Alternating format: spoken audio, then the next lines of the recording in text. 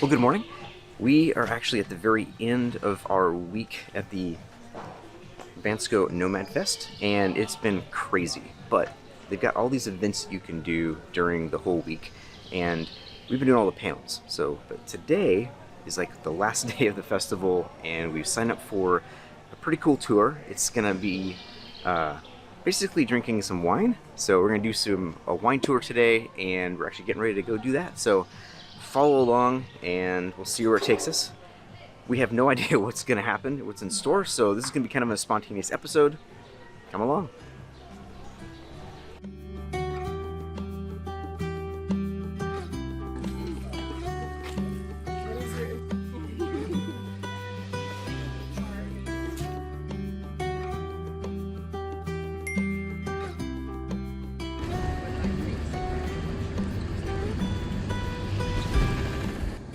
A bit rough on the street. A little bit. It's a bit too bad though. Just I think we're getting into like the wine country. Oh boy. Winery. Oh boy. It's a little rough here, but look at that.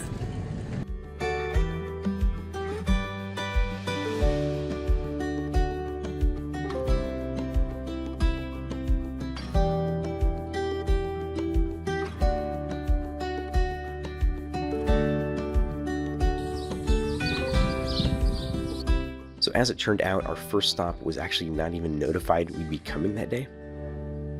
But instead of turning us away, they were super gracious and gave us a lovely tasting despite having an already full schedule for that day.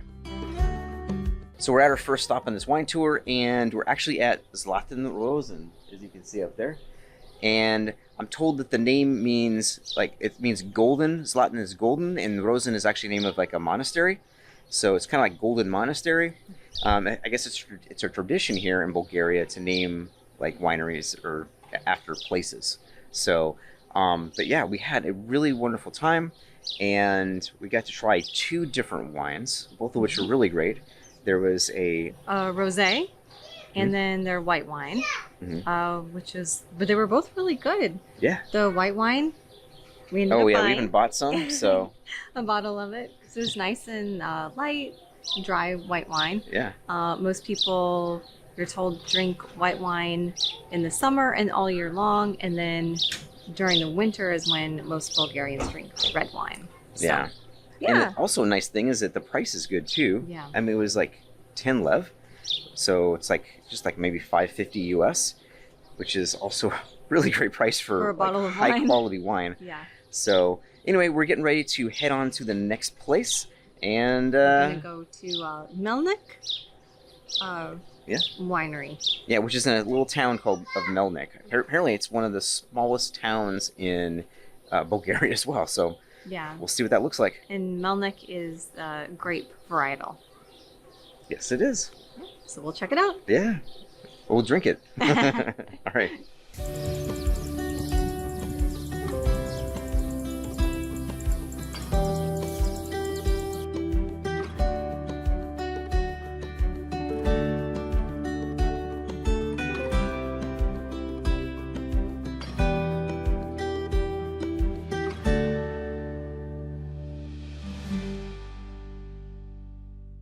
And when these are blossoming and these are blossoming, the pollination takes place, and the seeds of the new grapes on this root showed some other characteristics later.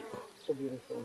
Yes. So this is the same broadleaf Sirocco Melnik, and this is called Melnik 55, one of the children. Oh, so it's still broadleaf. So far, we don't water these grapes. But here in this type of growing, the bunches are closer to the earth, and we have more grape roots per hectare than over there. So there is no need to have per root the same quantity. We have less quantity per root, which gives the grapes the chance to become more powerful, more concentrated. Because one root takes like the other root substances from the earth, but has to distribute the juices into smaller number of grapes.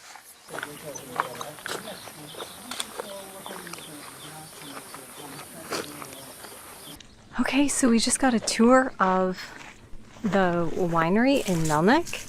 As you can see, we're kind of standing in the vines. We were able to go down into them, which was really fun. The proprietor showed us all the different varietals that they grow. Gosh, it's really beautiful here. Yeah, and I can't even keep track of all of the different ones. Yeah. But one interesting thing here is that you're going to see two differences. Over on this side, this is the traditional way, that would the more modern way. And then over here behind me, this is actually the more traditional way, which is really interesting because what they do is the grapes are grown in these little bunches and it produces less grapes, but there's more root. So the roots are able to get more of the soil nutrients. And with that, it creates a more concentrated grape. So you get a lot more flavor. So some just really interesting stuff. Yeah. So now we're gonna actually get to go inside and do some tasting. Yeah, our favorite part. The best part.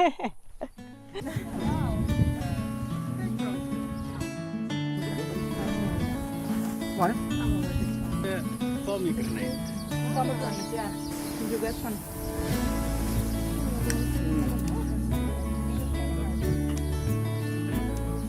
Consider the wine to be the instrument of the gods to establish contact with people.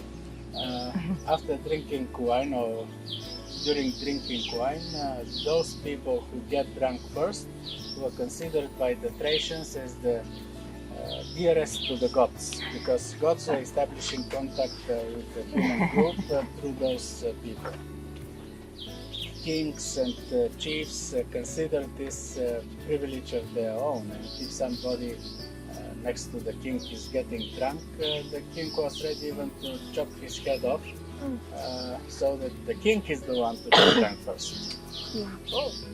So beware of this head. During the tour of the facility, we learned about how they used gravity to process the grapes. And since the winery is built into the side of a hill, it naturally helps maintain even temperatures.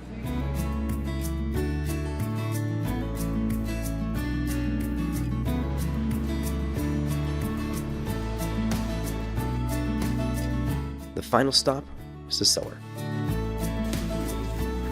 It was a little dark and creepy, but also really cool.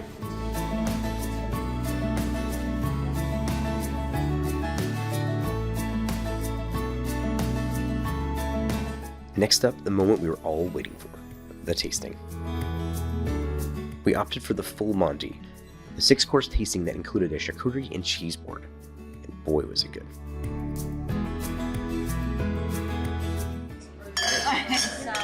Cheers.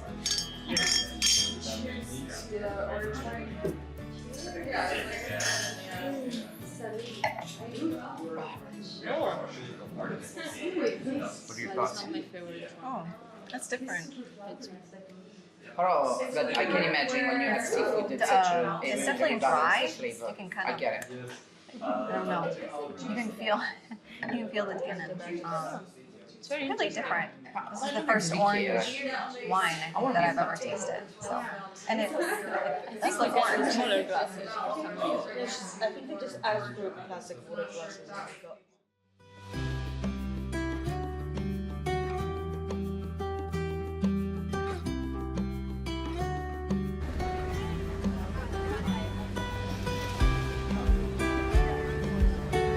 All right, so we just finished our wine tour at the Villa Melnik, and it was absolutely wonderful. The wines were very, very good, and we even took some home with us. Yeah. And now we are getting ready to explore the town of Melnik, which is this little village. I shouldn't say town, it's a village. It's supposedly the smallest village in Bulgaria. So let's explore and get some food because we are super hungry. Here we go.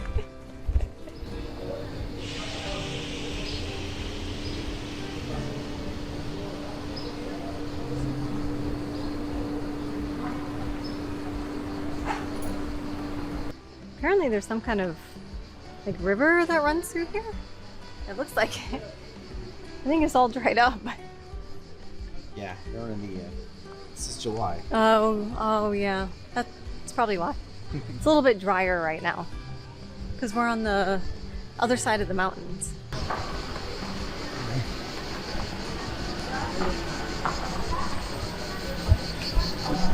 Actually, quite a few restaurants here. I'm surprised. So right now we don't know where we're going. We're just trying to catch up with our group of our wine tour. I don't know if any of them know where they're going, but this tree is, holy crap, that tree is massive. Look at this thing. Oh, that's huge.